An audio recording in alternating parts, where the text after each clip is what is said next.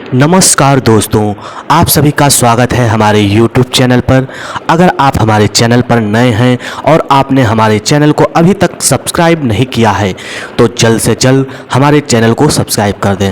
आपको इस चैनल पे कई मार्मिक और कई अच्छी कहानियाँ, कई अच्छे वीडियोज़ आपको यहाँ देखने और सुनने को मिलेंगे। इसीलिए आपको कोई भी अपडेट छूट ना जाए हमारे वीडियो की, हमारे शॉर्ट वीडियोज़ की, तो नोटिफिकेशन को भी आप लोग ऑन कर लीजिए। अब ज़्यादा समय ना लेते हुए हम शुरू करते हैं आज की कहानी। आज की कहानी जो है एक मार्मिक कहानी है। इस मार्मिक कहानी का चित्रण, इस मार्मिक कहानी का नाम एक मुर्गे की आत्मकथा है। ये कहानी आपको अगर अच्छी लगती है तो आप इसे शेयर कीजिएगा और लाइक ज़रूर कीजिएगा और अपने टिप्पणियाँ कमेंट के रूप में ज़रूर बताइएगा, जिससे कि मैं आपके लिए और रोचक और मार्मिक और अच्छी कहानियाँ, कविताएं ला सकूं और वीडियो आपके लिए पोस्ट कर सकूं। तो इनसे आपको, हमको, समाज को कुछ सीख मिले, इसीलिए हम ये वीडियो आपके लिए बना रहे हैं। तो इस वीडियो को ज़्यादा से ज़्यादा लोगों तक पहुँचाइएगा ज़रूर। आप सभी को अग्रिम धन्यवाद। और आज की कहानी है, आज की इस मार्मिक कहानी का टाइटल है एक मुर्गे की आत्मकथा। तो मुर्गे की आत्मकथा कुछ इस प्रकार से प्रारंभ होती है। आज तीसरा दिन था जो बिन खाए पिए निकल गया था। कहा नहीं जा सकता कि जान छुरी से जाएगी या भूख से, लेकिन अब अंत समय आन गया लगता है। मुर्गा यह सोचता सोचता अचेत हो जाता और चेतना लौटने पर सोचने का सिलसिला फिर शुरू हो जाता। एक संकरी नाली में हिलडुल तो सकता नहीं था, केवल सोच ही सकता था। सोचने का क्रम फिर चल पड़ा और खाम ख्याली में डूब गया। मालिक क्या नाम रखा था मेरा? रुस्तम। बिना मुझे देखे वो रोटी नहीं खाता था।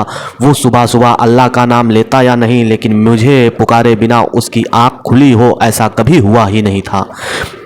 और मैं भी ऊंची आवाज में प्रत्युत्तर देता और पंख फड़फड़ा कर उड़ारी मारता। मालिक बीच हवा में लपक कर पकड़ लेता और हम दोनों आलिंगित आह्लादित हो लेते। वो ऐसा नज़ारा होता कि सोचते सोचते रुस्तम फिर अचेत हो गया। अब के चेतना लौटी तो कुछ गीला गीला अनुभव हुआ। आंखें खोली तो देखा कुछ पीला पीला द्रव्य है। शायद मालकिन ने रात कढ़ी बनाई थी जो आज नाली में बहा दी है।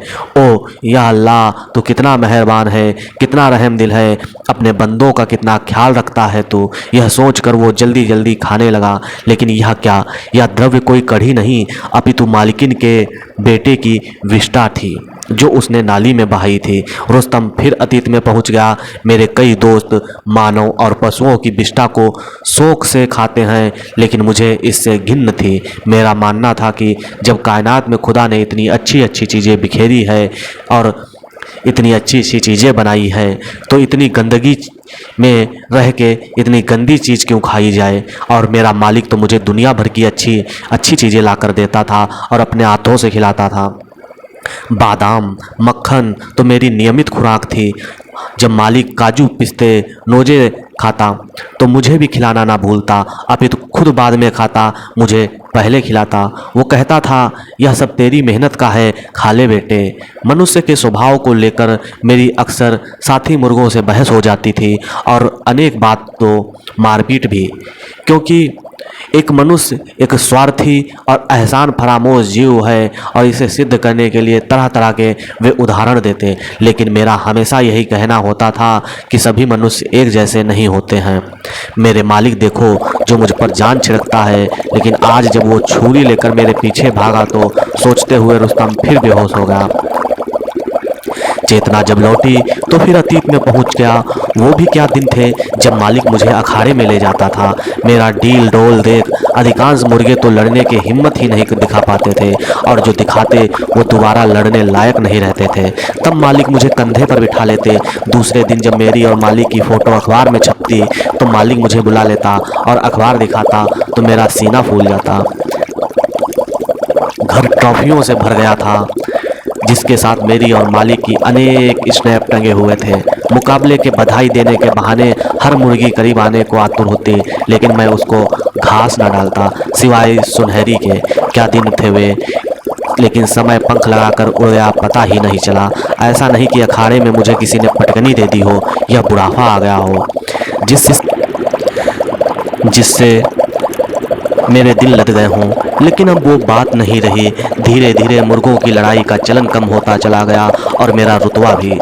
मालिक की रुचि मुर्ग लड़ाई से हटकर घुड़दौड़ की ओर स्खलित होने लगी थी। कई शानदार घोड़े जब मालिक के अस्तबल की शोभा बढ़ाने लगे थे। मालिक अब मुझसे कटे कटे रहने लगे। मेरा घरौंदा हटा दिया गया और वहाँ घोड़ों को पानी पिलाने के लिए नाल बना दी गई। अब न मेरे पास कोई काम था और न कोई घर। मैं यूं ही आवारगी करने लगा, जिसे देख मालिक अक्सर नाराज़ हो जाते। यदि किसी मुड़ेर पर बीट कर देता तो ऐसी डांट पड़ती थी। और फिर जब तो लगने लगा कि मालिक मेरे से पीछा छुड़ाना चाहता है और किसी अवसर की तलाश में है। वो अवसर भी आ गया। हुआ यूं कि परसों मालिक का प्यारा घोड़ा रेस हार गया था और इतने में लल्लन मियाँ आ गए। गुफ्तगू हुई तो घोड़े के हारने का जिक्र भी चल पड़ा। लगे हाथ लल्लन मियाँ ने मेरी बड़ाई कर दी कि इन घोड़ों में रुस्तम वाली बात नहीं है जो कभी नहीं हारा। फिर क्या था, मालिक का पारा 7वें आसमान पर पहुंच गया। लल्लन के जाते ही वो छुरी लेकर मेरे पीछे लपका कि हरामजादे, एक मुफ्त की खा रहा है, ऊपर से अब मेरे घोड़ों को नीचा दिखाने लगा है। चल आज रात मुर्ग मसल्लम पकेगा। मैं यदि पहले से सतर्क ना होता तो अब तक खैर मैं पूरा जोर लगाकर दौड़ा और जान बचाने के लिए इस नाली में घुस गया, जहां आज तीसरा दिन है। कहाँ छुपेगा नमक हराम, आज तेरा काम करके ही दम लूँगा। रुस्तम फिर यथार्थ में लौट आया। उसे द्रव्य का स्वाद कुछ बकबका तो लगा, लेकिन इतना बुरा नहीं था जितना उसने सोचा हुआ था। रुस्तम, तुझे यह खाना ही होगा, जिंदा रहने के लिए खाना ही होगा। यह सोचते हुए रुस्तम उस पीले द्रव्य पर टूट पड़ा और जल्दी जल्दी खाने लगा। उसे आज ज्ञात हुआ कि लोग भूख और गरीबी में अपना ईमान क्यों गंवा देते हैं। लेकिन यह का अभी 2-4 चोंच ही मारे थे कि मालकिन ने पीछे से पानी भरी बाल्टी उड़ेल दी, जिससे सारा द्रव्य बहकर बाहर चला गया। हाय रे किस्मत, एक वो समय था जब मुझे बिष्टा खाने से घिन्न थी और एक समय यह है कि जब मैं बिष्टा खाना चाहता हूँ, लेकिन आज वो भी नसीब नहीं है। अब तो मरना पड़ेगा, चाहे भूख से चाहे मालिक की छुरी से। उफ, आज उद्धव पर बहुत तरस आ रहा है। मुर्गे की आत्मकथा एक उपन्यास है। यह कथा स्मृति के आधार पर लिखी गई है। अगर आपको ये कविता ये कहानी अच्छी लगती है तो इसको शेयर जरूर कीजिएगा, इससे और भी लोगों को कुछ सीख मिल सके। बहुत बहुत धन्यवाद आपका।